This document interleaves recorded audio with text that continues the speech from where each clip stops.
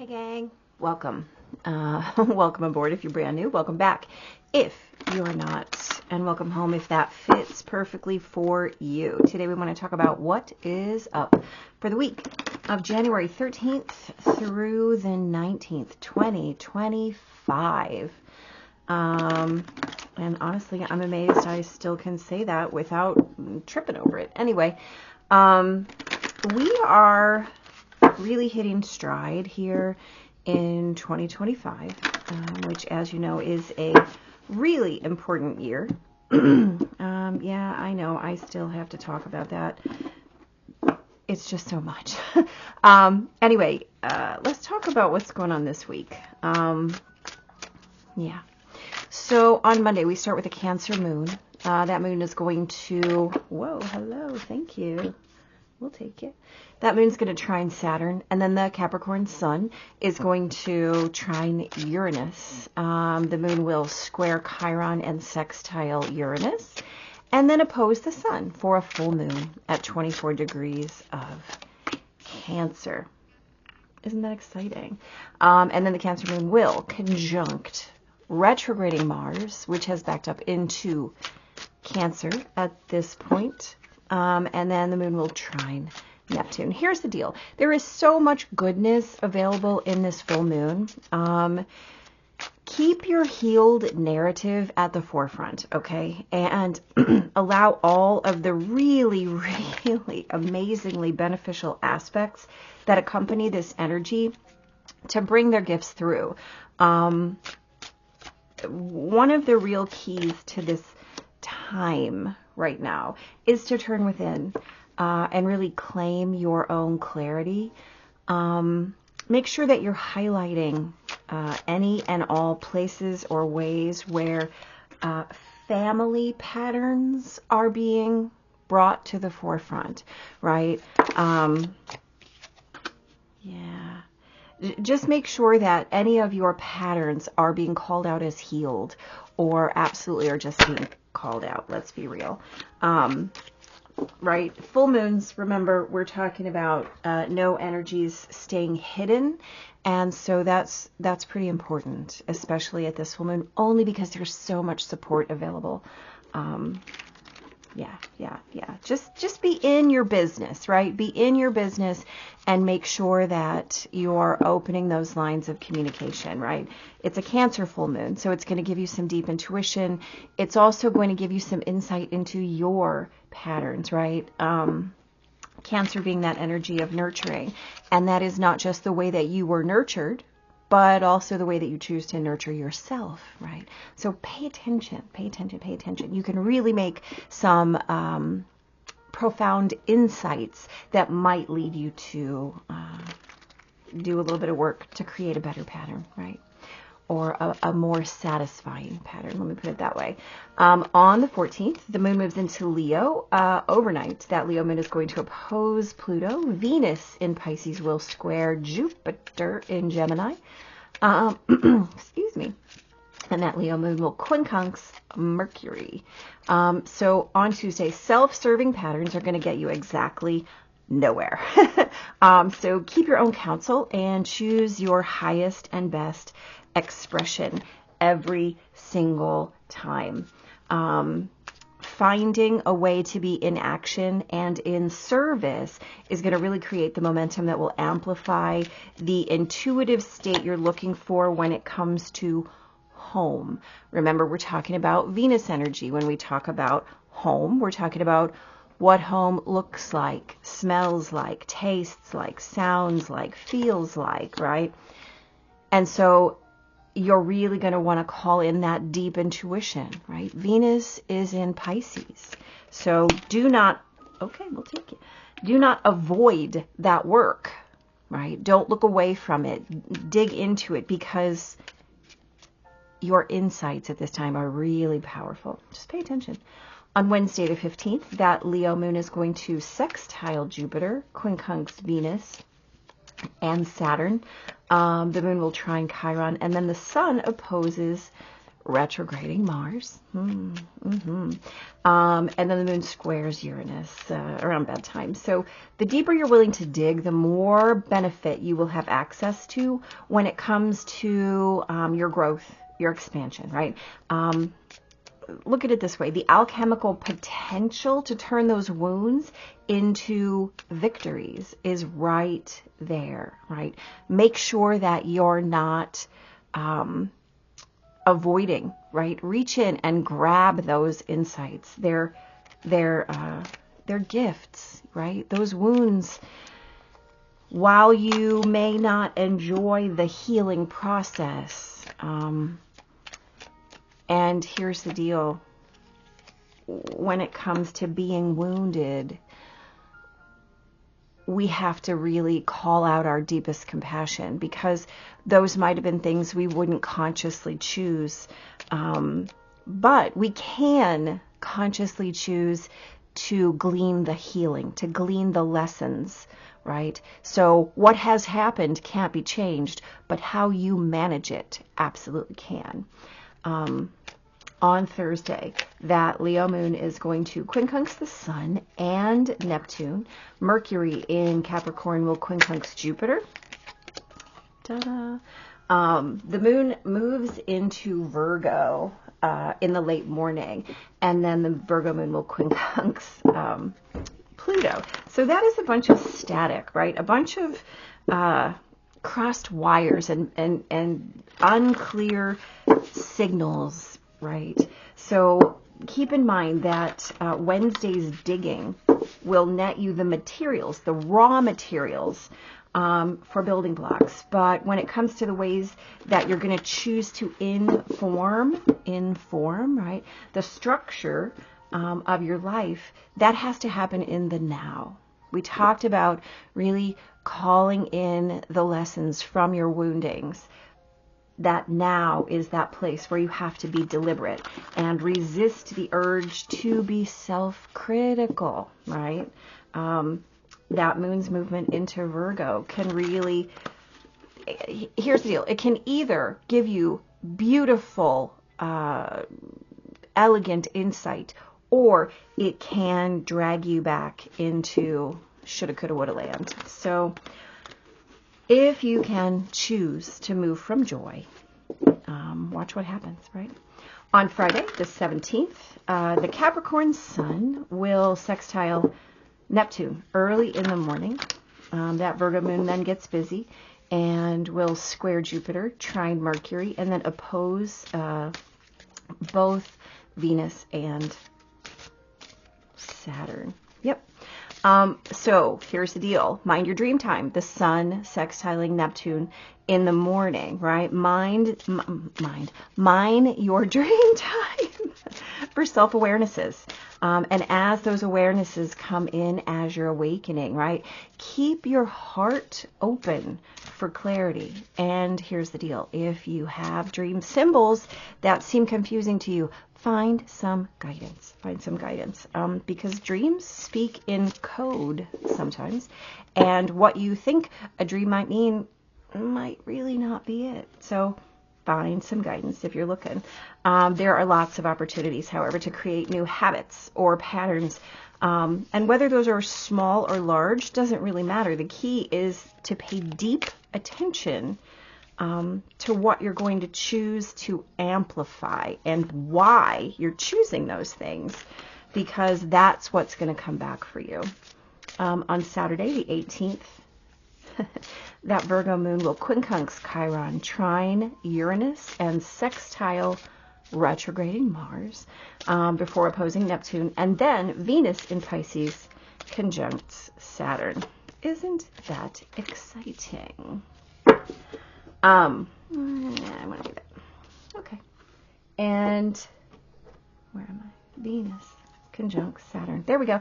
And the Virgo moon will oppose then Venus and Saturn. How exciting, right? No, I'm wrong. I'm completely wrong. Sorry, I was looking at the wrong day, guys. After Venus sextile Saturn, the Virgo moon will trine the sun, and then in the evening, late in the evening, the moon moves into Libra. So on Saturday, clarity when it comes to your feelings is very, very important on Saturday. As you're creating, remember that you're creating the deepest and most intuitive version of home. Venus is conjuncting Saturn, right? Resist the urge to put limitations or boundaries on your sense of home. We always talk about this as a thing that is self-reflexive, right? Only you can define what that is for you. So that sense of home has to be the one that dwells within you, right? And it is not, it's not part of anyone else's manifestation. It is only and solely yours. So those tiny habits that are in alignment with what it is that you're calling in are going to make as much difference to your foundation as a big giant action. So balance them, right? Balance the large and the small. Balance what feels important and what almost feels insignificant, because they all matter. They all create that sense of home for you. Nothing is out of question. On Sunday the 19th, that Libra moon will trine Pluto. Mercury in Capricorn will sextile both Saturn and Venus. The sun moves into Aquarius at 2:09 p.m. Central Time, and the Libra moon will trine Jupiter later in the afternoon. So welcome to Aquarius season, right? Watch the way that you're leaning into expressions. Avoid distractions and truly avoid numbing out for any reason, right? Face everything that is coming your way. You absolutely have the full capacity to witness everything in your power. And doing so is always, always going to cloak you in freedom and give you the opportunity to immerse yourself very deeply in your own style and whatever that feels like, looks like for you, right? You become your sense of home. The thing to remember is that what you're putting in the world is exactly what you're going to get back, right? The key here is mind what you're putting out, because it is going to amplify and return to you. So just be aware, right? Be aware. Let's talk. On Monday, you have the Sun and the Fool. This is lovely energy, right? We talk about this as that full moon. And we talked about the fact that so much goodness is available in this full moon. Absolutely. So you have the best and the brightest, and then this sense of absolute faith, of beginning, of this curious new undertaking here. And so if you can, again, really witness what it is that you want to call in with clarity and allow for movement, right? The Fool is all about moving. It's following your faith, following the journey, right? Trusting what is coming, knowing that it will be illuminated for you, right? Highlight those family patterns, right? And trust that as you highlight them, they will shift and change in accordance. Just do what you're being asked, right?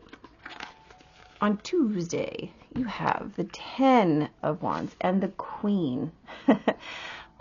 We talked about this as that day where self-serving patterns get you nowhere, to make sure that you're keeping your counsel and being of service, right? So the things that are overwhelming you need, right? Not just, I want to get rid of some of this stuff that I've been hauling around. I really wish I had time to blah, blah, blah, blah, blah. This energy says, not only do you need to do that, but it's time. The Queen of Wands here says, you know exactly how to decipher what it is that is useless and what it is that is useful. And so creating those actions based on how your heart is speaking to you, how your inspiration is speaking to you, how your passions are speaking to you. What's an obligation, right? What's a duty? And how and why have you subscribed to that duty? And what are you going to do about it? right? There comes a time in every kind of obligation where if it doesn't mean something to you, then it's no longer serving you, right? And so if you butt up against a place where the things that you're doing on a daily basis, on a weekly basis, on a monthly basis, whatever, don't have the connectivity to your passions, they don't inspire you, they're not heart-based, then you need to really reevaluate why and what it is that you're spending your precious currency of energy doing, right? Absolutely. Oh, looky there. Looky there. So we have the 8 of Pentacles and the 7 of Pentacles. How interesting. I like this. Okay, we talked about this day as the day that you're willing to dig deeper, right, in order to have access to your own growth and expansion. So you have the card of mastery and the card of patience. How beautiful is that, right? We talked about having the alchemical potential to turn your deepest wounds into your biggest victories. And it's right there. Absolutely. How patient can you be with the process? How much time are you willing to devote to the work? Guess what? The work never ends. It never ends. They're just layers. We just peel it up to the next veil. We just peel it up to the next layer. And so there is no end, right? You're going to keep doing this work. And so the more deliberate you can be, and I'm going to say this to you, the more you can claim doing this work as a devotion, right, the better off you're going to be, right? Why are you moving? Why are you living in the first place? Well, guess what? This is why.